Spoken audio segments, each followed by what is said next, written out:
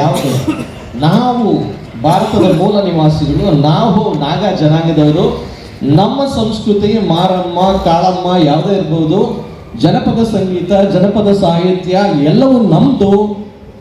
Cultural sphere ಅನ್ನು ನಾವು we have to claim that it is ours and you have to grow the cultural sphere of Ambedkarism and Buddhism.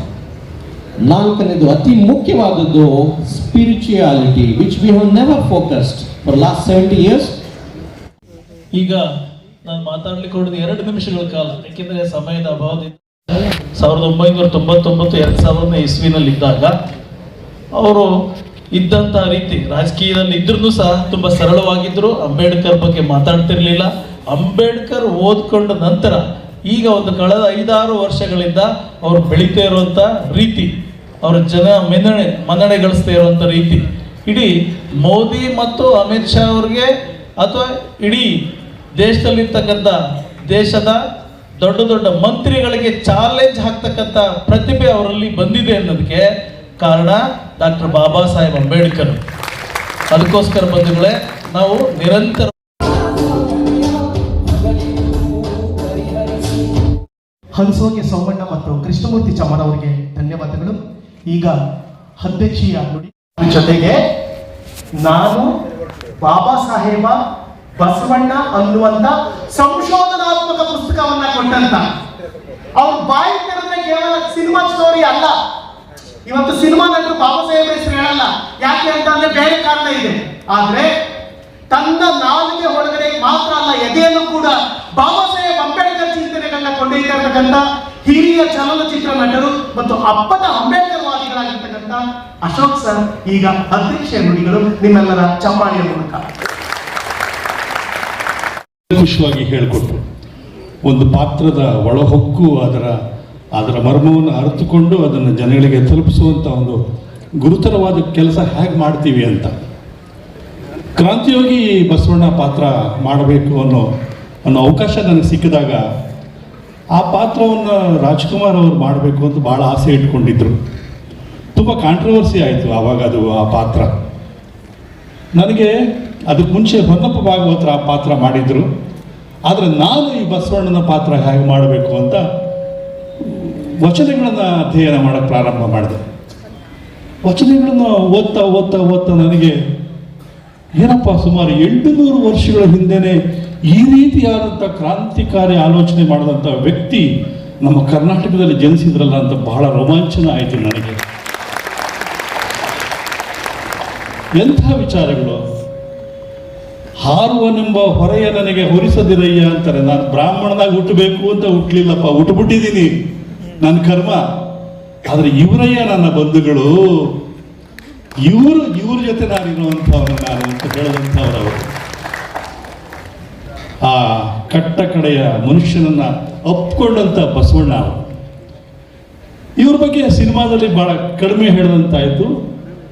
ಒಂದು serial ಮಾಡೋಣ ಅಂತ script ಓದ್ತಾ ಇದ್ದಾಗ, ಅದು ಅಧ್ಯಯನ ಮಾಡ್ತಾ ಇದ್ದಾಗ, ಕಲಬೇಡ ಕೊಲಬೇಡ ಹುಸಿಯ ನುಡಿಯಲು ಬೇಡ, ನೀವೆಲ್ಲ ಕೇಳಿರ್ತೀರಿ.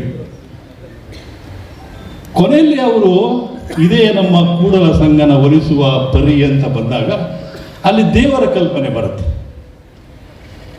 ಆದರೆ ಬುದ್ಧನ ಅಷ್ಟಾಂಗ ಮಾರ್ಗದಲ್ಲಿ ದೇವರ ಕಲ್ಪನೆ ಬರೋದಿಲ್ಲ, ದೇವರ ಕಲ್ಪನೆ ಬರೋದಿಲ್ಲ ಅಲ್ಲಿ.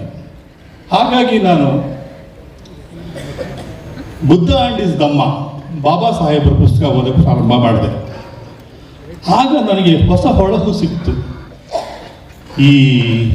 ಈ ನಮ್ಮ ದೇಶದ ಸಮಸ್ಯೆಗಳು, ನಮ್ಮ ರಾಜಕೀಯ ಪಕ್ಷಗಳು ಏನೇನು ಮಾಡ್ತಾ ಇದೆ, ಹೇಗೆ ಹುನ್ನಾರ ಮಾಡಿ ಅಧಿಕಾರಕ್ಕೆ ಬಂದು ಇವತ್ತು ನಮ್ಮನ್ನು ಶೋಷಣೆ ಮಾಡ್ತಾ ಇದ್ದಾರೆ, ನಮ್ಮ ಮುಂದಿನ ದಾರಿ ಏನು, ನಮ್ಮ ಮುಂದಿನ ಗುರಿ ಏನು ಅಂತ ನಾನು ತುಂಬ ಆಲೋಚನೆ ಮಾಡಿ, ಅಂಬೇಡ್ಕರ್ ವಾದಿ ಅಂತಾರೆ, ಬುದ್ಧವಾದಿ ಅಂತಾರೆ, ಏನೇನಂತಿರೋ ಗೊತ್ತಿಲ್ಲ. ಆದರೆ ನಾನು ಮನುಷ್ಯನಾಗಿ ಅಧ್ಯಯನ ಮಾಡಿ ಅರ್ಥ ಮಾಡಿಕೊಂಡು ನಿಮ್ಮ ಮುಂದೆ ನಿಂತ್ಕೊಂಡು ಭಾಷಣ ಮಾಡುವಂಥ ಯೋಗ್ಯತೆಯನ್ನು ಸಂಪಾದನೆ ಮಾಡಿಕೊಂಡಿದ್ದೀನಿ.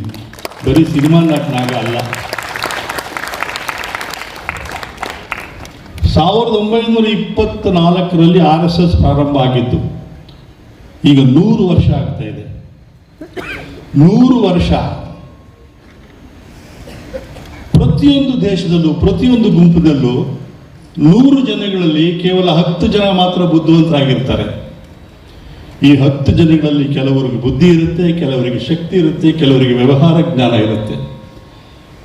ಅವರೆಲ್ಲ ಸೇರಿ ಒಂದು ಗುಂಪು ಮಾಡಿಕೊಂಡು ಇನ್ನು 90 ಜನಗಳನ್ನು ಶೋಷಣೆ ಮಾಡಿದ್ದೇ ಈ ಸನಾತನ ಧರ್ಮ. ಈ ಸನಾತನ ಧರ್ಮ ಅವರು ಎಷ್ಟೊಂದು ಕಾಳಜಿಯಿಂದ ಅದನ್ನು ಉಳಿಸ್ಕೊಂಡು ಬಂದಿದ್ದಾರೆ ಅಂತಂದ್ರೆ, ತಮಗೆ ತಾವೇ ಈ ಭೂಲೋಕದ ದೇವತೆಗಳು ಅಂತ ಪಟ್ಟ ಕಟ್ಕೊಂಡ್ಬಿಟ್ರು. ಒಂದು ದಾರ ಹಾಕೊಂಡ್ಬಿಟ್ಟು ನಾವು ದೇವತೆಗಳು ಅಂದ್ಬಿಟ್ರು. ಆದರೆ ಅವರು ಜ್ಞಾನವನ್ನು ಪಡ್ಕೊಂಡ್ರು.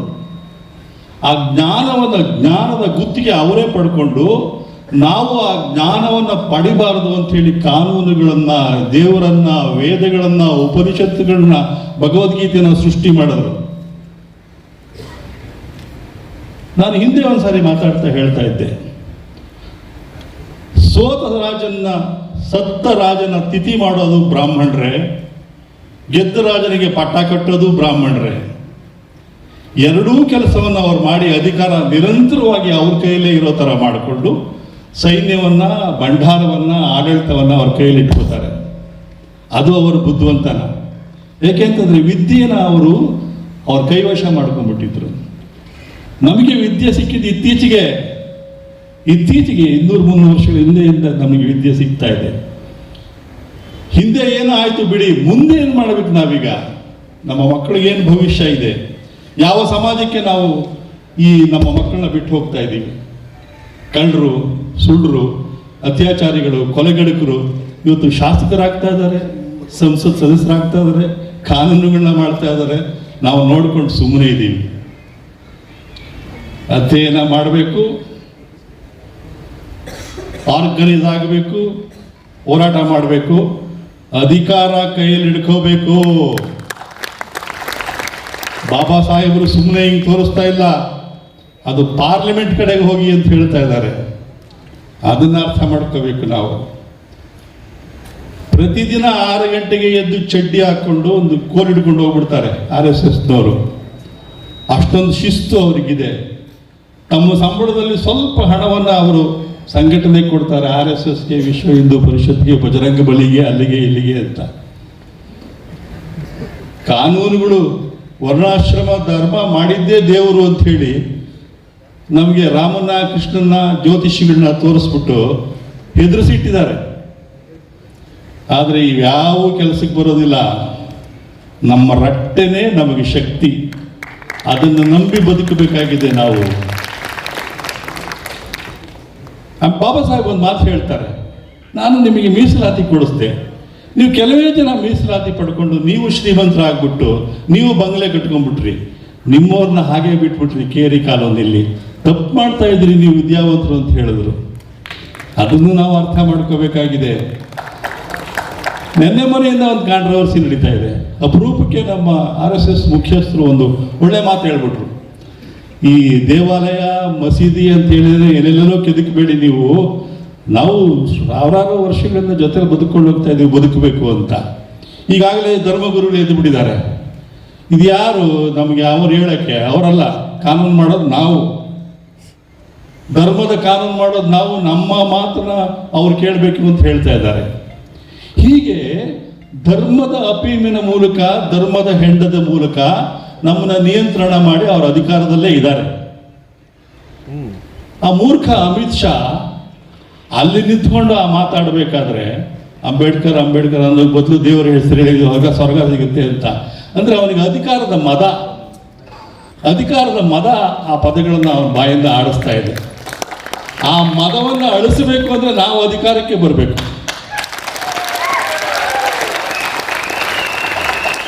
ನಾವು ಒಂದು ಸಂವಿಧಾನ ಸಂರಕ್ಷಣಾ ಸಮಿತಿ ಅಂತ ಮಾಡಿಕೊಂಡು ಒಂದು ಆರ್ಗನೈಸ್ ಮಾಡಿಕೊಂಡು ನಮ್ಮ ಮಕ್ಕಳಿಗೆ, ಪ್ರೈಮರಿ ಸ್ಕೂಲ್ ಮಕ್ಕಳಿಗೆ, ಮಿಡ್ಲ್ ಸ್ಕೂಲ್ ಮಕ್ಕಳಿಗೆ ಕನ್ನಡವನ್ನು, ಇಂಗ್ಲೀಷನ್ನು ಚೆನ್ನಾಗಿ ಹೇಳಿಕೊಟ್ಟು ಅವರ ಅಧ್ಯಯನಶೀಲರಾಗಿ ಹೋಗಿ ಮಾಡಬೇಕು. ಅವರು ಉಪನಯನ ಮಾಡಿ 8 ವರ್ಷಕ್ಕೆ ಮಕ್ಕಳನ್ನ ಗುರುಕುಲಕ್ಕೆ ಕಳಿಸ್ತಾ ಇದ್ರು.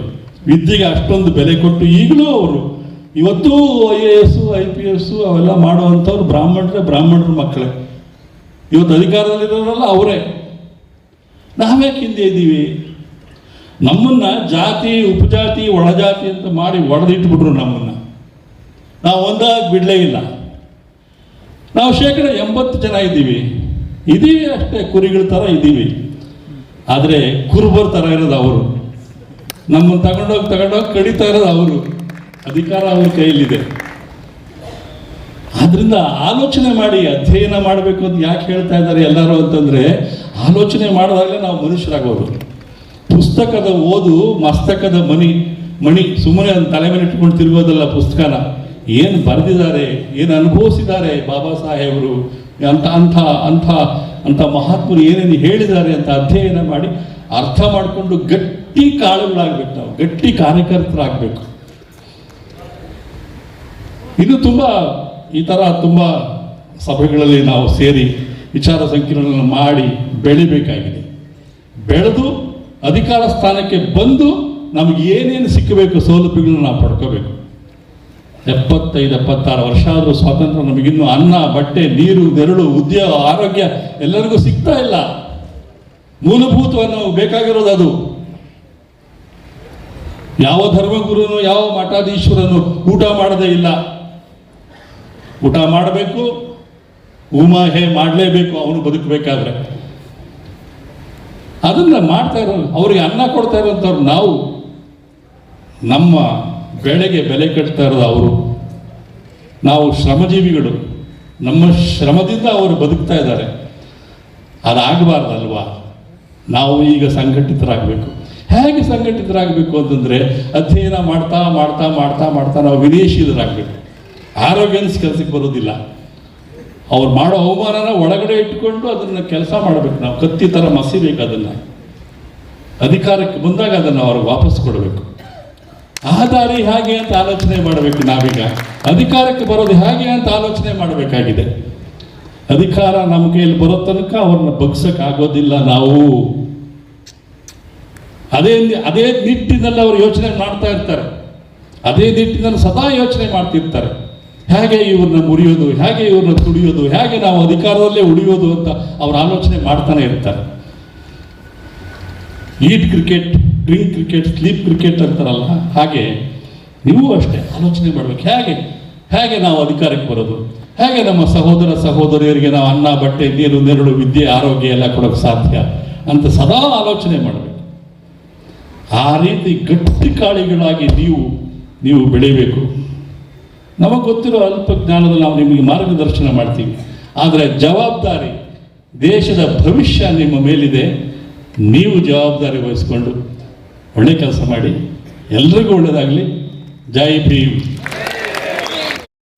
ಅಧ್ಯಕ್ಷರು ಬಹಳ ಬುದ್ಧ ಅಂಬೇಡ್ಕರ್ ಅವ್ರನ್ನ ಎದೆಗೆ ಹಾಕೊಂಡಿರ್ತಕ್ಕಂಥ ಹಿರಿಯ ವಿಚಾರವಾದಿಗಳು. Thank you so much sir, Natesh sir, ತಮ್ಮ ಅಭಿಮಾನಕ್ಕೆ. ಹಾಗೆ ಡಾಕ್ಟರ್ ದೇವರಾಜ್ ಸರ್ ಅವರು ಯಾವಾಗಲೂ ಸಮಾಜದ ಏಳಿಗೆಗಾಗಿ ತಮ್ಮ ಚಿಂತನೆಯನ್ನು ನಡೆಸ್ತಕ್ಕಂಥವರು. Doctor Devaraj sir, thank you so much sir. ತಾವು ಈ ಕಾರ್ಯಕ್ರಮಕ್ಕೆ ಬಂದು ವೇದಿಕೆಯಲ್ಲಿ ಮಾತಾಡಿದ್ದೀರಿ, ಒಂದಷ್ಟು ಮಾರ್ಗದರ್ಶನ. Thank you so much sir. ಹಾಗೆ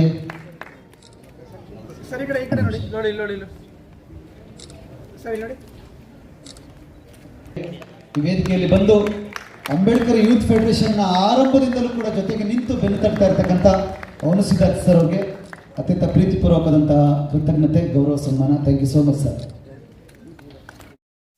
ಸರ್, ಇವತ್ತು ಅಂಬೇಡ್ಕರ್ ಯೂತ್ ಫೆಡರೇಷನ್ ಕಾರ್ಯಕ್ರಮದಲ್ಲಿ ಭಾಗವಹಿಸಿದರೆ ಈಗ ಯೂತ್ಸ್ಗಳಿಗೆ ಏನೇನು ಪ್ರೇರೇಪಣೆ ಕೊಟ್ಟರೆ ನಿಮ್ಮ ಸಂಸ್ಥೆಯಿಂದ? ನಮಸ್ಕಾರ. ಇವತ್ತು ಅಂಬೇಡ್ಕರ್ ಯೂತ್ ಫೆಡರೇಷನ್ ಇಂದ ಕಾರ್ಯಕ್ರಮವನ್ನ ಹಮ್ಮಿಕೊಂಡಿದ್ವಿ. ಇದು ಮುಖ್ಯವಾಗಿ ನಮ್ಮ ಅಂಬೇಡ್ಕರಿಸಂ ಮತ್ತು ಬುದ್ಧಿಸಂನ ಎಸೆನ್ಸ್ ಅನ್ನ ವಿದ್ಯಾರ್ಥಿಗಳಿಗೆ ತಲುಪಿಸುವ ಕಾರ್ಯಕ್ರಮ ಆಗಿತ್ತು. ವಿದ್ಯಾರ್ಥಿಗಳಲ್ಲಿ ಅರಿವನ್ನ ಮೂಡಿಸುವುದು. ಯಾಕಂದ್ರೆ ಭಾರತದ ಹೆಚ್ಚಿನ ಸಂಖ್ಯೆಯ ಬಹುಜನ ವಿದ್ಯಾರ್ಥಿಗಳು ಮತ್ತು ಬಹುಜನ ಪಾಪ್ಯುಲೇಷನ್ ಏನಿದೆ, ಬಹಳಷ್ಟು ಜನಕ್ಕೆ ಸಂವಿಧಾನದ ಬಗ್ಗೆ ಅಥವಾ ನಮ್ಮ ಭಾರತದಲ್ಲಿ ಈ ರಾಜಕೀಯ ಚಟುವಟಿಕೆಗಳಾಗ್ಲಿ ಅಥವಾ ಕೆಲಸ ಕಾರ್ಯಗಳು ಯಾವ ರೀತಿ ಇದೆ ಅದ್ರ ಬಗ್ಗೆ ಅವೇರ್ನೆಸ್ ತುಂಬಾ ಕಡಿಮೆ ಇರುತ್ತೆ. ಹಾಗಾಗಿ ವಿದ್ಯಾರ್ಥಿಗಳಲ್ಲಿ ಮುಖ್ಯವಾದ social sphere, economic sphere cultural ಮತ್ತು ಸ್ಪಿರಿಚುವಲ್ ಸ್ಪಿಯರ್ ಅಲ್ಲಿ ಅರಿವನ್ನ ಮೂಡಿಸ್ಲಿಕ್ಕೆ ಅಂಬೇಡ್ಕರ್ ಕೊಟ್ಟ ಸಂವಿಧಾನದಿಂದ ಈ ಭಾರತ ಒಂದು ದೇಶ ಆಗಿದೆ. ಯಾಕಂದ್ರೆ ಸ್ವಾತಂತ್ರ್ಯ ಪೂರ್ವದಲ್ಲಿ ಭಾರತ ಬಹಳಷ್ಟು ರಾಜ್ಯಗಳಾಗಿ ಡಿವೈಡ್ ಆಗಿತ್ತು. ಭಾರತವನ್ನ ಆಕ್ಚುಲಿ ಒಟ್ಟುಗೂಡಿಸಿದ್ದು ಅಂಬೇಡ್ಕರ್ ಅವರ ಸಂವಿಧಾನ ಮತ್ತು ಶತಮಾನಗಳಿಂದ ಸಾವಿರಾರು ವರ್ಷಗಳಿಂದ ಬಹುಜನರಿಗೆ ಇಲ್ಲದೆ ಇದ್ದಂತ ಹಕ್ಕುಗಳನ್ನ ಕರ್ತವ್ಯಗಳನ್ನ ಕೂಡ ಮೆನ್ಷನ್ ಮಾಡಿದ್ದು ಸಂವಿಧಾನ. ಹಾಗಾಗಿ 140 ಕೋಟಿ ಜನರಿಗೆ ಹಕ್ಕನ್ನ ಮತ್ತು ಸ್ವಾತಂತ್ರ್ಯವನ್ನ ಮತ್ತು ಅವರ ಕರ್ತವ್ಯಗಳು ಕೂಡ ಕೊಟ್ಟಿದ್ದು ಸಂವಿಧಾನ. ಇದೆಲ್ಲವನ್ನು ನೆನಪಿಸ್ಲಿಕ್ಕೆ ಇವತ್ತು ಯೂತ್ ಫೆಡರೇಷನ್ ಈ ಕಾರ್ಯಕ್ರಮವನ್ನ ಹಮ್ಮಿಕೊಂಡಿದೆ. ಇದು ಬಹಳ ಯಶಸ್ವಿಯಾಗಿದೆ. ಇದಕ್ಕೆ ಶ್ರಮಿಸಿದಂತ ಎಲ್ಲರಿಗೂ ಕೂಡ ಆರ್ ಮಹೇಶ್ ಮತ್ತು ತಂಡಕ್ಕೆ ಮತ್ತು ಭಾಗವಹಿಸಿದ ಎಲ್ಲ ಪತ್ರಕರ್ತರಿಗೆ ಮತ್ತು ನಮ್ಮ ಸಂಸ್ಥೆ ಪದಾಧಿಕಾರಿಗಳು ಸಾರ್ವಜನಿಕರಿಗೆ ಧನ್ಯವಾದಗಳನ್ನು ಅರ್ಪಿಸ್ತಾ ಇದ್ದೀವಿ. ಜೈ ಭೀಮ್, ನಮೋ ಬುದ್ಧಾಯ. ಯೂತ್ಗೆ ಅಂಬೇಡ್ಕರ್ ವಿಚಾರಧಾರೆಗಳನ್ನ ಯಾವ ರೀತಿ ಮುಟ್ಬೇಕಂತ ಹೇಳಿದ್ರೆ? ಸರ್, ಎಲ್ಲರಿಗೂ ನಮಸ್ಕಾರ. ಈಗ ಯೂತ್ ಫೆಡರೇಷನ್ ಆರ್ಗನೈಸ್ ಮಾಡಿದೇನೆಂದ್ರೆ ಅವರು ಮುಂದೆ ಏನು ಮಾಡಬೇಕು, ಹೇಗಿರಬೇಕು, ಹೇಗೆ ಮುಂದೆ ಬರಬೇಕು ಅನ್ನೋದನ್ನ ಅವರಿಗೆ ಮನವರಿಕೆ ಮಾಡಿಕೊಡ್ಬೇಕು. ಹಾಗೆ ಇದುವರೆಗೆ ನಾವು ರಿಸರ್ವೇಷನ್ ಅಂದ್ಕೊಂಡು ಇದ್ದಿತ್ತು. ಈಗ ನಾವೇನಂತಾರೆ ಎಲ್ಲ ಕಡೆ ಹೋಗಿ ಜಾಬ್ ಕೇಳ್ತಾ ಇದುವರೆಗೆ. ನಾವು we should not become a job seeker, we should become a job providers to the public. ಆ ರೀತಿ ಯೋಚನೆ ಮಾಡ್ಬೇಕಂತ ಹೇಳಿ ನಾವು ಮುಂದೆ ಮಾಡ್ತೇವೆ ಸರ್.